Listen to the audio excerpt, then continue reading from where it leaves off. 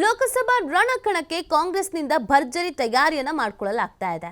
ಈಗಿನಿಂದಲೇ ಅಭ್ಯರ್ಥಿಗಳ ಆಯ್ಕೆಗೆ ಕೈ ಕಲಿಗಳ ಕಸರತ್ತು ನಡೀತಾ ಇದೆ. ಮಕ್ಕಳ ಟಿಕೆಟ್ಗಾಗಿ ಬೇಡಿಕೆಯನ್ನ ಇಟ್ಟಿದ್ದಾರೆ ಹಲವು ಸಚಿವರು. ಬೆಳಗಾವಿ ಅಖಾಡಕ್ಕೆ ಸಚಿವ ಜಾರಕಿಹೊಳಿ ಕುಟುಂಬ ಇಳಿಯಲ್ವಾ ಅನ್ನುವಂಥ ಪ್ರಶ್ನೆ ಈಗಿದೆ.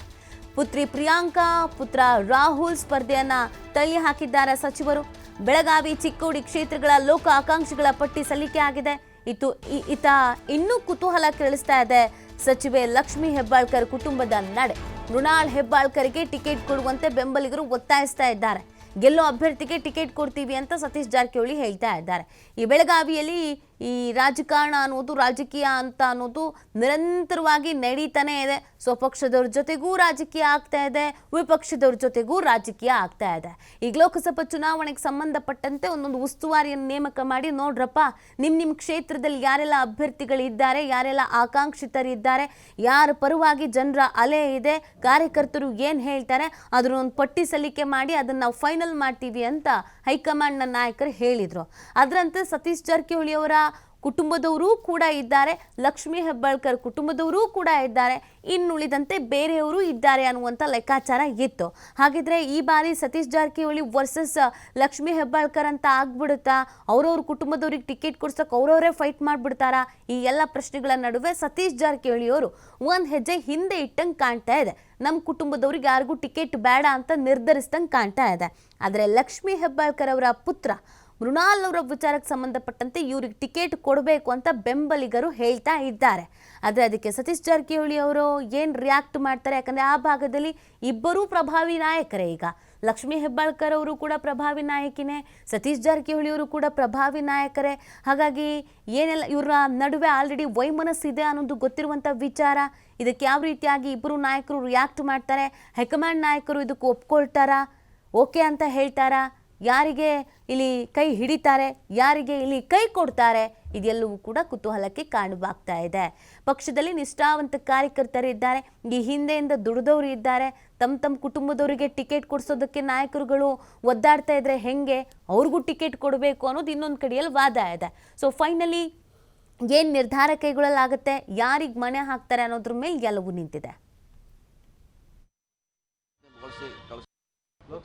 ಲೋಕಸಭೆಗೆ ಅರ್ಜಿ ಸಲ್ಲಿಸೋದಕ್ಕೆ ದಿನಾಂಕ ನಿಗದಿಯಾಗಿದೆ. ಆಗಿದ್ರೆ ಇನ್ನೊಂದು 2-3 ವೇಟ್ ಮಾಡ್ತಾ ಇದ್ದೀವಿ. ಸೋಮವಾರ ಕಳಿಸ್ತೀವಿ, ಎಲ್ಲ ಕೂಡಿ ಸೋಮವಾರವರೆಗೆ.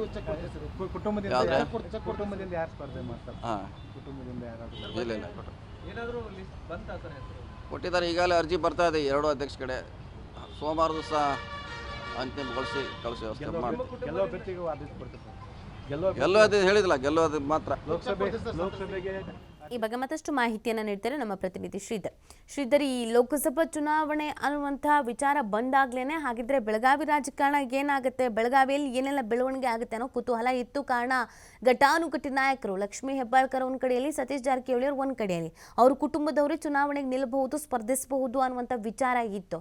ಯಾಕೋ ಈಗ ಸತೀಶ್ ಜಾರಕಿಹೊಳಿ ಅವರ ಮಾತನ್ನ ಕೇಳ್ತಾ ಇದ್ರೆ ಈ ಚುನಾವಣೆಯಿಂದ ಒಂದು ಹೆಜ್ಜೆ ಹಿಂದೆ ಹೋಗುವ ಸಾಧ್ಯತೆ ಇದೆ ಅವರ ಕುಟುಂಬದವರು.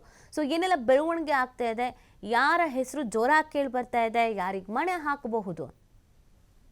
ರೀತಿ ಬೆಳಗಾವಿ ಮತ್ತು ಚಿಕ್ಕೋಡಿ 2 ಲೋಕಸಭೆಗೆ ಈಗಾಗಲೇ ಏನು ಕಾಂಗ್ರೆಸ್ ತನ್ನ ಅಭ್ಯರ್ಥಿಗಳಿಗೆ ಅರ್ಜಿಯನ್ನ ಆಹ್ವಾನ ಮಾಡಿದೆ. ಈಗಾಗಲೇ ಒಂದು ಅರ್ಜಿ ಆಹ್ವಾನ ಕೂಡ ಈಗ ಆರಂಭಗೊಂಡಿರ್ತಕ್ಕಂಥದ್ದು. ಚಿಕ್ಕೋಡಿ ಮತ್ತು ಬೆಳಗಾವಿ 2 ಲೋಕಸಭೆ ನೋಡೋದಾದ್ರೆ ಚಿಕ್ಕೋಡಿ ಲೋಕಸಭೆಗಿಂತ ಬೆಳಗಾವಿ ಲೋಕಸಭೆಯಲ್ಲಿ ಟಿಕೆಟ್ಗಾಗಿ ಪೈಪೋಟಿ ಹೆಚ್ಚಿನ ಸಂಖ್ಯೆಯಲ್ಲಿದೆ. ಯಾಕಂದ್ರೆ ಈ ಬಾರಿ ಬೆಳಗಾವಿ ಮತ್ತು ಚಿಕ್ಕೋಡಿ 2 ಲೋಕಸಭೆಯನ್ನ ಗೆಲ್ಲಬೇಕು ಅನ್ನುವಂತ ಒಂದು ರಣತಂತ್ರವನ್ನ ಕಾಂಗ್ರೆಸ್ ನಾಯಕರು ರೂಪಿಸ್ತಾ ಇದ್ದಾರೆ. ಜಿಲ್ಲಾ ಉಸ್ತುವಾರಿ ಸಚಿವ ಸತೀಶ್ ಜಾರಕಿಹೊಳಿ ಆಗಿರ್ಬೋದು, ಸಚಿವ ಲಕ್ಷ್ಮೀ ಹೆಬ್ಬಾಳ್ಕರ್ ಆಗಿರ್ಬೋದು, ಮತ್ತು ಕಾಂಗ್ರೆಸ್ಗೆ ಮತ್ತೊಂದು ಬಲವಾಗಿ ಲಕ್ಷ್ಮಣ್ ಸವದಿ ಕೂಡ ಈಗ ಪಕ್ಷದಲ್ಲಿರ್ತಕ್ಕಂಥದ್ದು. 11 ಜನ ಶಾಸಕರು ಕೂಡ ಈಗ ಬೆಳಗಾವಿ ಜಿಲ್ಲೆಯಲ್ಲಿದ್ದಾರೆ. 18 ಮತಕ್ಷೇತ್ರಗಳಲ್ಲಿ 11 ಜನ ಕಾಂಗ್ರೆಸ್ ಶಾಸಕರು ಇರೋದ್ರಿಂದ ಎಲ್ಲೋ ಒಂದ್ ಕಡೆ ಕಾಂಗ್ರೆಸ್ ಟಿಕೆಟ್ಗಾಗಿ ಸಾಕಷ್ಟು ಪೈಪೋಟಿ ಕೂಡ ನಡೀತಾ ಇದೆ. ಈಗ ಪ್ರಮುಖವಾಗಿ ಇದೇ ಬರುವಂತ ಸೋಮವಾರ ಏನು ಬೆಳಗಾವಿ ಏನು ಲೋಕಸಭೆ ವ್ಯಾಪ್ತಿಯಲ್ಲಿ ಬರ್ತಕ್ಕಂಥ ಆಕಾಂಕ್ಷಿಗಳ ಪಟ್ಟಿಯನ್ನಾಗಿರ್ಬೋದು ಮತ್ತು ಚಿಕ್ಕೋಡಿ ಲೋಕಸಭೆ ಆಕಾಂಕ್ಷಿಗಳ ಪಟ್ಟಿಯನ್ನ ರಾಜ್ಯ ಕಮಿಟಿಗೆ ಕಳಿಸಿಕೊಡ್ಲಾಗುತ್ತಂತೆ. ಈಗಾಗಲೇ ಏನು ಅರ್ಜಿ ಆಹ್ವಾನ ನಡೆದಿರ್ತಕ್ಕಂಥ ಹಿನ್ನೆಲೆಯಲ್ಲಿ ಬೆಳಗಾವಿ ಲೋಕಸಭೆಗೆ 7ಕ್ಕಿಂತ ಅಧಿಕ ಅರ್ಜಿಗಳು ಬಂದಿದ್ದಾವೆ.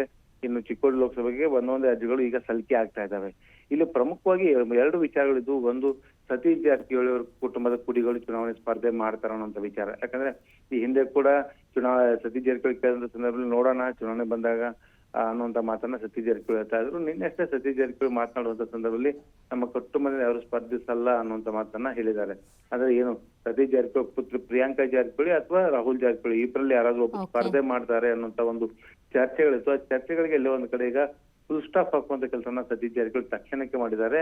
ಅದು ಇನ್ನೂ ಅರ್ಜಿ ಸಲ್ಲಿಸೋದಕ್ಕೆ ಸೋಮವಾರದವರೆಗೂ ಕೂಡ ಕಾಲಾವಕಾಶ ಇದೆ. ಮತ್ತೊಂದ್ ಕಡೆ ಏನು ಸಚಿವ ಲಕ್ಷ್ಮೀ ಹೆಬ್ಬಾಳ್ಕರ್ ಪುತ್ರ ಮೃಣಾಲ್ ಹೆಬ್ಬಾಳ್ಕರ್ ಹೆಸರು ಕೂಡ ಕೇಳಿ ಬರ್ತಾ ಇದೆ. ಯಾಕಂದ್ರೆ ಇತ್ತೀಚೆಗಷ್ಟೇ ಏನು ಬೆಳಗಾವಿ ಮತ್ತು ಚಿಕ್ಕೋಡಿ ಎರಡು ಲೋಕಸಭೆಗೆ ಏನು ಉಸ್ತುವಾರಿಗಳನ್ನು ನೇಮಕ ಮಾಡಲಾಗಿದೆ. ಶಿವರಾಜ್ ತಂಗಡಗಿ ಮತ್ತು ಟಿ ಸುಧಾಕರ್ ಅವರನ್ನು ಉಸ್ತುವಾರಿಯಾಗಿ ನೇಮಕ ಮಾಡಲಾಗಿದೆ. ಆ ಒಂದು ಲೋಕಸಭಾ ವ್ಯಾಪ್ತಿಯಲ್ಲಿ ಬರ್ತಕ್ಕಂತ ಏನು ಸಭೆ ನಡೆದು ಸಭೆಯಲ್ಲಿ ಸಚಿವೆ ಲಕ್ಷ್ಮೀ ಹೆಬ್ಬಾಳ್ಕರ್ ಪುತ್ರ ಮೃಣಾಲ್ ಹೆಬ್ಬಾಳ್ಕರ್ಗೆ ಟಿಕೆಟ್ ಕೊಡಬೇಕು ಅಂತ ಹೇಳಿ ಲಕ್ಷ್ಮೀ ಹೆಬ್ಬಾಳ್ಕರ್ ಬೆಂಬಲಿಗರು ಬೇಡಿಕೆಯನ್ನು ಇಟ್ಟಿದ್ರು. ಆದ್ರೆ ಇನ್ನೂ ಕೂಡ ಒಂದು ಅದೇ ಏನು ಬೆಳಗಾವಿ ಲೋಕಸಭೆಗೆ ಲಕ್ಷ್ಮೀ ಹೆಬ್ಬಾಳ್ಕರ್ ಪುತ್ರ ಇನ್ನೂ ಕೂಡ ಅರ್ಜಿ ಸಲ್ಲಿಕೆ ಮಾಡಿಲ್ಲ. ಇದು ಕೂಡ ಕುತೂಹಲ ಇರ್ತಕ್ಕಂಥದ್ದು. ಯಾಕಂದ್ರೆ ಹೆಬ್ಬಾಳ್ಕರ್ ಕುಟುಂಬ ಈ ಒಂದು ಲೋಕಸಭೆ ಚುನಾವಣೆ ತಮ್ಮ ಪುತ್ರನನ್ನ ಕಣಕ್ಕಿಳಿಸ್ತಾರ ಲಕ್ಷ್ಮೀ ಹೆಬ್ಬಾಳ್ಕರ್ ಅನ್ನುವಂಥದ್ದು ಕೂಡ ಒಂದು ಕುತೂಹಲ ಸೃಷ್ಟಿ ಮಾಡಿದೆ. ಯಾಕಂದ್ರೆ ಈಗಾಗಲೇ ಹೆಬ್ಬಾಳ್ಕರ್ ಕುಟುಂಬದ ಸಚಿವ ಲಕ್ಷ್ಮೀ ಹೆಬ್ಬಾಳ್ಕರ್ ಕೂಡ ಶಾಸಕರಾಗಿ ಮಂತ್ರಿ ಆಗಿದ್ದಾರೆ. ಸಹೋದರ ಚಂದ್ರರಾಜ್ ಹಟ್ಟಿಹೊಳಿ ಕೂಡ MLC ಆಗಿರ್ತಕ್ಕಂಥದ್ದು.